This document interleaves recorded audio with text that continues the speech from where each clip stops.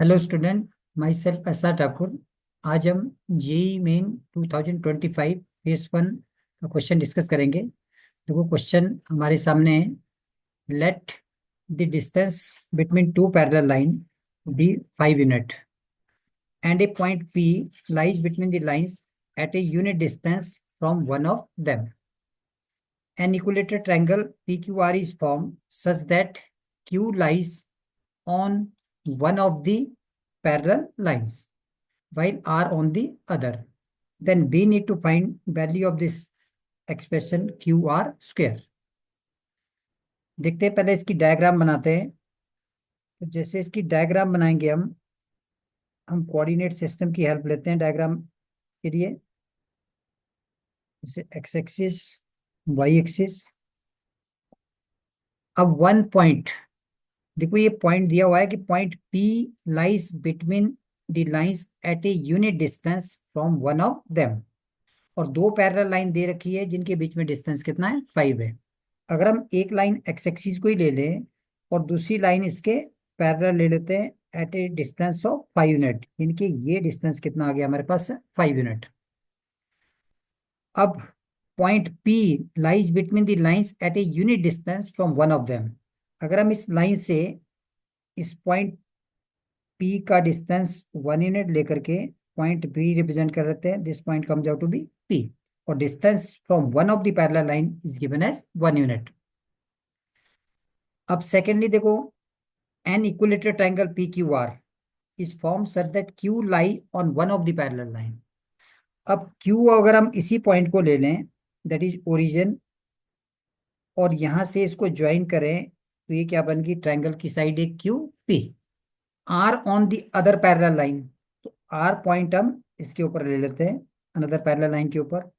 और इस ट्रायंगल को हम कंस्ट्रक्ट करें तो ये हमारी डायग्राम PQR ट्रायंगल बन गई। यहाँ पे PQR इक्विलेटरल ट्रायंगल दी हुई है, इनके तीनों साइड की लेंथ क्या है आपकी, सेम है। और साइड की लेंथ सेम है तो इनके बीच में एंगल कितना रहेगा, 60 डिग्री, दैट इज पाई/3। सभी साइड की लेंथ सेम है, हम इसको अज्यूम कर लेते हैं। ये भी आर अज्यूम कर लिया, ये भी आर है, और ये भी कितना बन गया हमारे पास, आर। अब एक और चीज चेक करो इसमें, देखो कि डिस्टेंस बिटवीन पैरेलल लाइन कितना है, 5 है। अगर हम इस आर से या परपेंडिकुलर ड्रॉ करते हैं तो ये डिस्टेंस भी कितना रहेगा हमारे पास, 5 यूनिट ही रहेगा। अगर हम इस एंगल को थीटा अज्यूम कर लेते हैं तो हमें पूरा एंगल मिल गया, देखो यहाँ से थीटा प्लस पाई/3। अब हम इसको अगर सॉल्व करते हैं फर्दर इस ट्रायंगल में, फ्रॉम ट्रायंगल, इसको नाम ले लेते हैं MQMR। देखो RM, तो फ्रॉम ट्रायंगल QMR, यहां से देखो RM अपॉन ये R, इनके 5/R, that is equal to sine of theta plus पाई/3। थीटा प्लस पाई/3, इसको साइन A प्लस B का अगर फॉर्मूला लगाते हैं तो देखो पाई/R that is equal to sine A cos B और plus cos of A and sine of B। B know value of cos पाई/3 एंड साइन पाई/3, इसको सब्स्टिट्यूट कर देते हैं यहाँ पे। तो ये कॉस पाई/3 दैट इज 1/2, तो 1/2 sine of theta plus sine पाई/3 √3/2 एंड कॉस ऑफ थीटा। अब देखो ये जो एक्सप्रेशन आ गई है साइन थीटा और कॉस थीटा की टर्म में आ गई। हमारे पास एक और ट्रायंगल है, इसको हम एन ले लेते हैं। From triangle QNP we can find value of sine theta and cos theta in terms of R. अब ध्यान से देखो, इसमें अगर ये लेंथ आर है, ये राइट एंगल है इधर आपके पास, ये 1 है, तो इस साइड की लेंथ कितनी आ जाएगी, स्क्वायर रूट ऑफ R² - 1।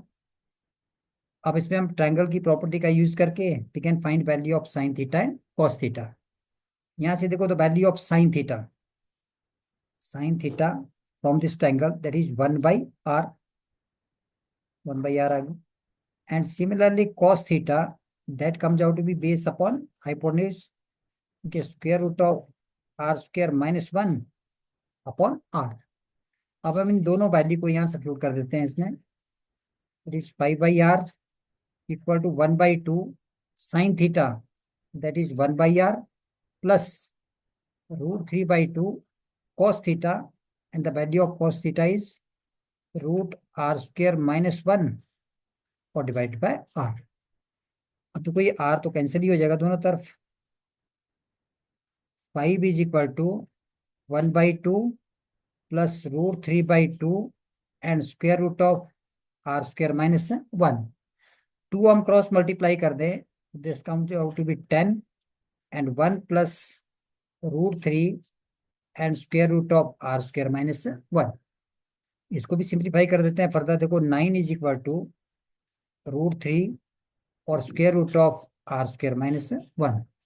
अगर देखो स्क्वेयरिंग करते हैं दोनों साइड तो 81 that is equal to 3 time R square minus 1।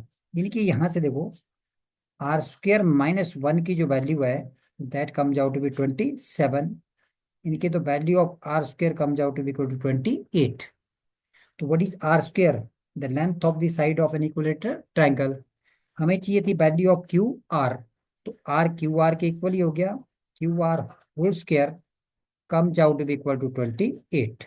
So this is final solution of this question. Thank you. Thank you all.